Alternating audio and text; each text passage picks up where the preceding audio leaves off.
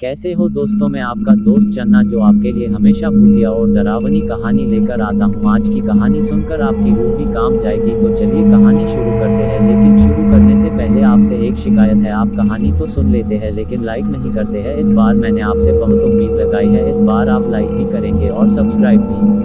तो चलिए कहानी शुरू करते हैं। ये कहानी ट्रक ड्राइवर की है, तो आइए कहानी शुरू करते हैं। रात के ठीक 1:40 बजे NH 58 पर एक लंबा ट्रक धीरे धीरे अपनी हेडलाइट्स के सहारे अंधेरे को चीरता हुआ आगे बढ़ रहा था। Truck number RJ 14 GD 7719 Jaipur से लोड लेकर दिल्ली की तरफ जा रहा था।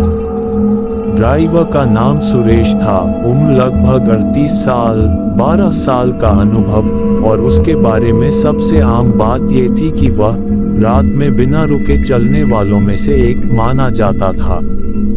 उस रात उसने ढाबे पर रुकने से मना कर दिया था।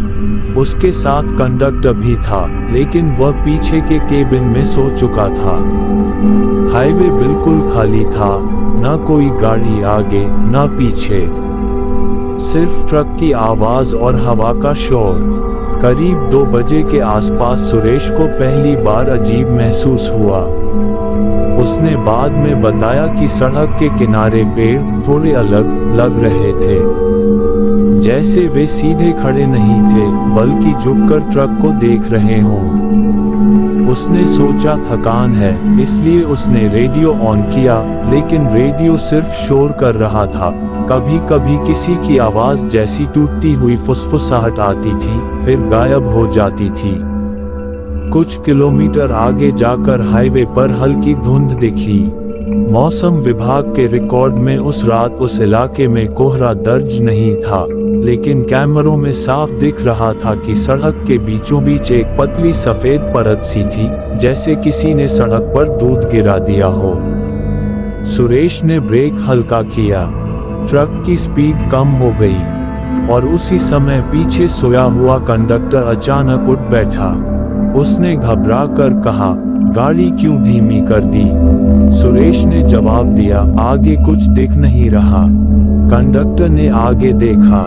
कुछ सेकंड तक वह चुप रहा, फिर धीरे से बोला, आगे कुछ भी नहीं है। सुरेश ने तुरंत नजर उठाई। सामने सड़क बिल्कुल साफ थी, न धुंध न कोई बाधा, लेकिन कुछ था जो गलत लग रहा था। रोशनी जैसे सीधी नहीं जा रही थी, बल्कि थोड़ी मुड़ रही थी।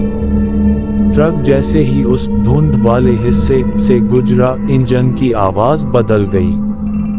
1 सेकंड के लिए ऐसा लगा जैसे ट्रक बंद हो गया हो, फिर अचानक वापस चालू हो गया। कंडक्टर ने घड़ी देखी, उसकी घड़ी 2:13 पर रुक गई थी, जबकि ट्रक की डिजिटल घड़ी 2:11 दिखा रही थी। दोनों ने एक दूसरे की तरफ देखा, लेकिन कुछ कहा नहीं।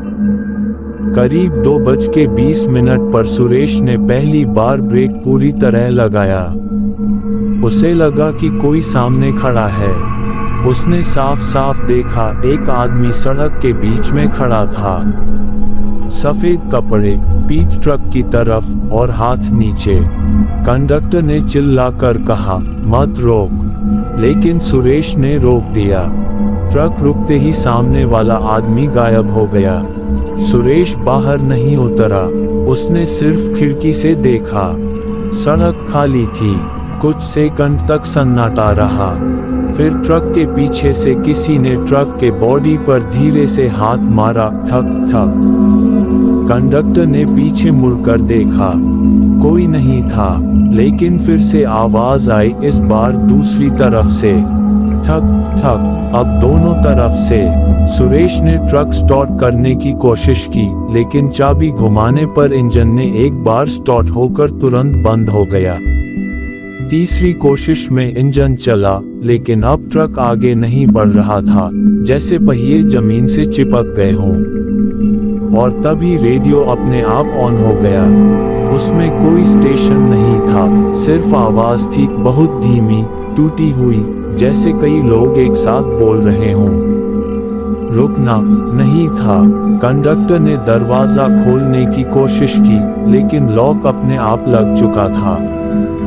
बाहर अंधेरा और घना लगने लगा था, जबकि हेडलाइट्स जल रही थीं। सुरेश ने देखा कि सामने वही सफेद कपड़ों वाला आदमी फिर से दिखाई दिया है, लेकिन इस बार वह अकेला नहीं था। उसके पीछे और लोग खड़े थे। सबके चेहरों पर कोई भाव नहीं था और वे धीरे धीरे ट्रक की तरफ बढ़ रहे थे। सुरेश ने पूरा एक्सीलरेटर दबा दिया, लेकिन ट्रक आगे नहीं बढ़ा, जैसे किसी ने उसे पकड़ रखा हो। कंडक्टर ने घबरा कर कहा, ये लोग इंसान नहीं हैं। और उसी पल ट्रक की हेडलाइट्स अपने आप बंद हो गईं।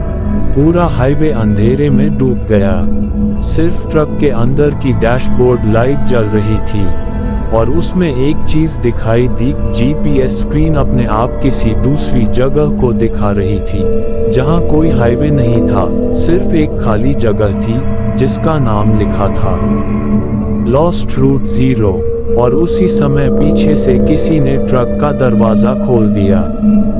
कंडक्टर की आखिरी चीख रिकॉर्ड में मिली।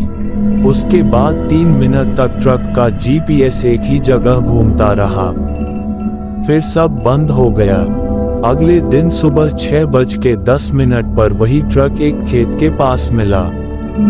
ट्रक चालू था, लेकिन अंदर कोई नहीं था और डैशबोर्ड पर धूल में लिखा था, अब अगला रूट तुम्हारा है। आपको अगर कहानी पसंद आई तो लाइक करना ना भूलें और सब्सक्राइब करके अपनी दोस्ती को परिवार जैसा बनाए रखने धन्यवाद। अगर आप लोग चाहते हैं कि आपका नाम भी कहानी में लिया जाए तो आप कहानी कहां से सुन रहे हैं, अपना नाम और शहर का नाम कमेंट जरूर करना।